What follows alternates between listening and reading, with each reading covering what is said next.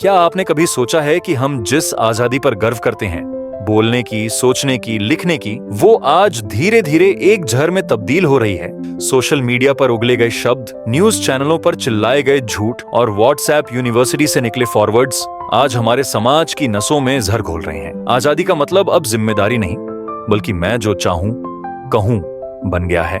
एक तरफ ये स्वतंत्रता हमें अभिव्यक्ति का अधिकार देती है, तो दूसरी तरफ फेक न्यूज का वो साया है जो समाज को तोड़ने की ताकत रखता है। सवाल उठता है, कहां खींची जाए ये रेखा? कौन तय करेगा कि क्या बोलना सही है और क्या नहीं? क्या हर बात को फ्रीडम ऑफ स्पीच कहकर जायज ठहराना चाहिए, या कहीं ना कहीं हमें रुककर सोचना होगा कि इसका असर कितना गहरा हो सकता है? इन्हीं सवालों के जवाब खोजने के लिए हम आज की इस विशेष डॉक्यूमेंट्री में उतरेंगे, जहां हम सिर्फ मुद्दों की बात नहीं करेंगे, बल्कि उनकी जड़ों तक जाएंगे, इतिहास को खंगालेंगे, वर्तमान को समझेंगे और भविष्य की तस्वीर भी साफ करेंगे। मैं हूं तिलक और आप देख रहे हैं तिलक सेज, जहां हम बात करते हैं उन मुद्दों की जो जरूरी हैं और उन सच्चाइयों की जो आज भी बहुत से लोग नजरअंदाज कर देते हैं। कहानी शुरू होती है 1947 से, जब भारत ने अंग्रेजों की 200 साल की गुलामी को तोड़ा और एक आजाद देश बना। उस वक्त स्वतंत्रता सिर्फ एक शब्द नहीं थी, वो एक भावना थी।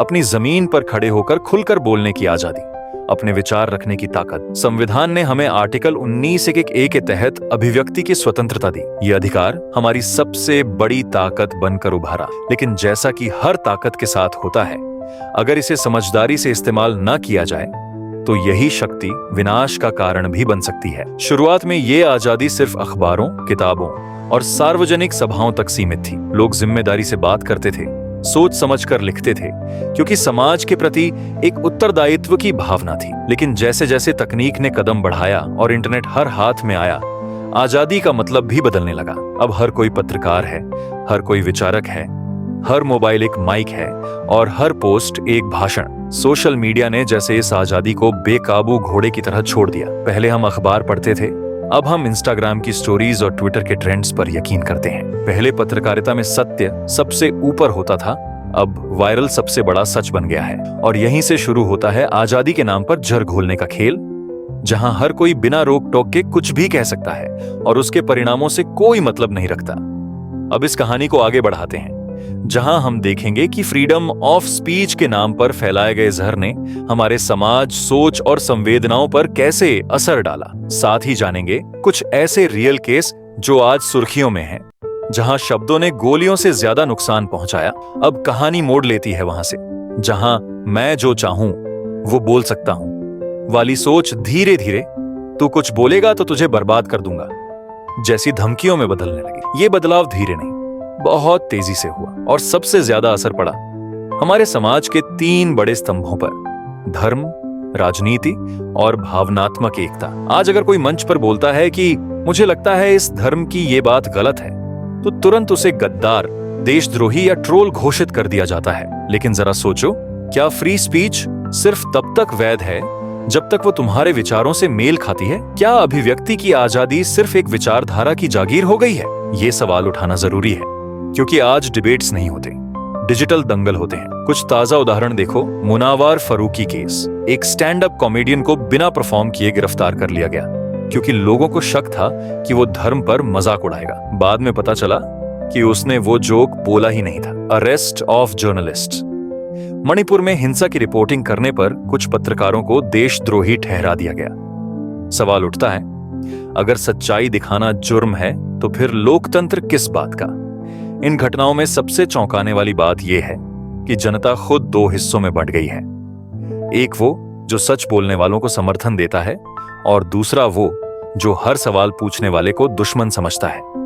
यहीं पर फ्री स्पीच का असली इम्तिहान शुरू होता है, क्योंकि लोकतंत्र में सवाल पूछना गुनाह नहीं होता, वो उसका आधार होता है।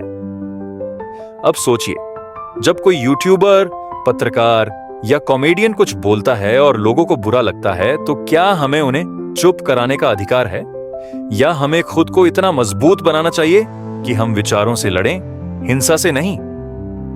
ये बात सिर्फ हमारे समाज की नहीं, हमारी सोच, हमारी सहनशीलता और हमारी मानसिक स्थिति को भी प्रभावित कर रही है। हर किसी का मानसिक दबाव बढ़ रहा है। लोग अपनी बात कहने से डरने लगे हैं और डर के माहौल में कोई समाज तरक्की नहीं कर सकता। अब कहानी आती है उस डिजिटल दौर पर जहां हर हाथ में मोबाइल है, हर उंगली पर कीबोर्ड और हर दिल में एक सपना, मैं भी वायरल हो जाऊं। लेकिन इस वायरल की भूख ने लोगों को इतना अंधा बना दिया है कि अब कुछ भी बोलने में उन्हें कोई डर नहीं लगता। और अफसोस की बात यह है कि सोशल मीडिया ने इस आजादी को आजादी नहीं, एक प्रोडक्ट बना दिया है। सोचिए, फेसबुक, इंस्टाग्राम, यूट्यूब, ट्विटर, अब एक्स जैसे प्लेटफॉर्म्स हमें आवाज देते हैं, लेकिन उसी आवाज से लोग शोर मचाकर सुर्खियां बटोरने लगे हैं। अब जितनी ज्यादा गाली, कटाक्ष, धर्म का जहर और भावनात्मक ब्लैकमेल, उतने ज्यादा व्यूज, लाइक्स और फॉलोअर्स। हेट कंटेंट आज सबसे ज्यादा वायरल होता है। क्यों? क्योंकि हमारा दिमाग खुद कंट्रोवर्सी की तरफ खींचता है। नेगेटिविटी में एक अजीब सा अटेंशन हुक होता है। एक यूट्यूबर ने कहा, XYZ धर्म वाले लोग आतंकवादी हैं। 2 मिलियन व्यूज। एक महिला ने वीडियो बनाया, मुझे फलाना धर्म से नफरत है।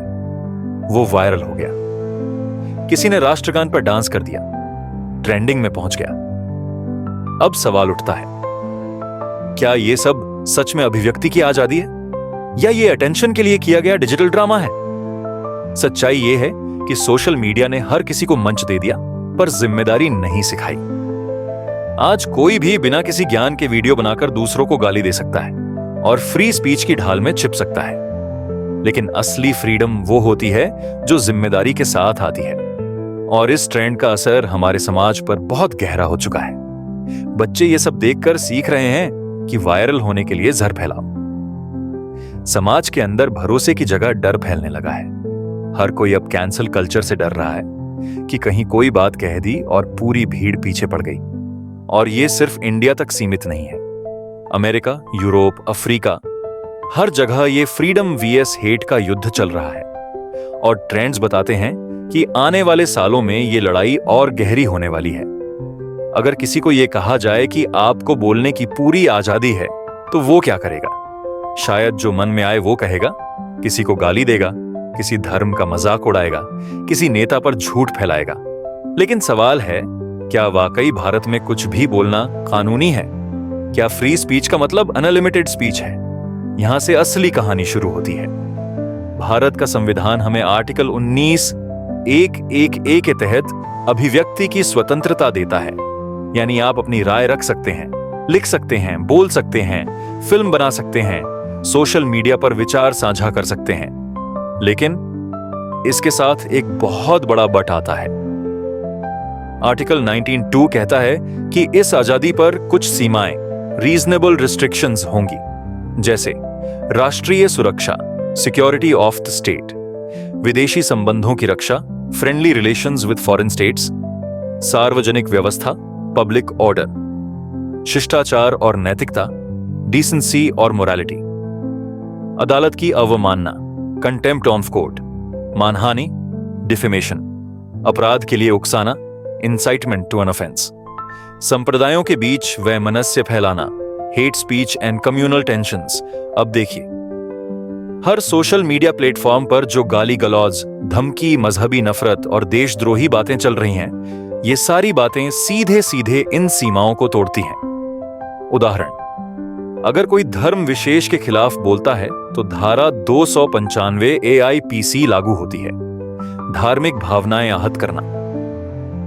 अगर कोई सरकार के खिलाफ हिंसा भड़काने की बात करता है तो देशद्रोह की धारा 124 से लाग सकती है। अगर किसी की मानहानि होती है तो धारा 499 IPC के तहत केस हो सकता है। और अगर सोशल मीडिया पर फेक न्यूज फैलाई गई जिससे दंगा या भय फैले तो IT एक्ट के तहत गिरफ्तारी तक हो सकती है। लेकिन अब लाइफ में ट्विस्ट ये आता है कि सोशल मीडिया पर इन सब पर निगरानी रखना बेहद मुश्किल है, क्योंकि हर सेकंड हजारों पोस्ट, स्टोरी, वीडियो डाली जा रही हैं। इसीलिए सरकार ने 2021 में लाया IT रूल्स, इंटरमीडिएरी गाइडलाइंस और डिजिटल मीडिया एथिक्स कोड।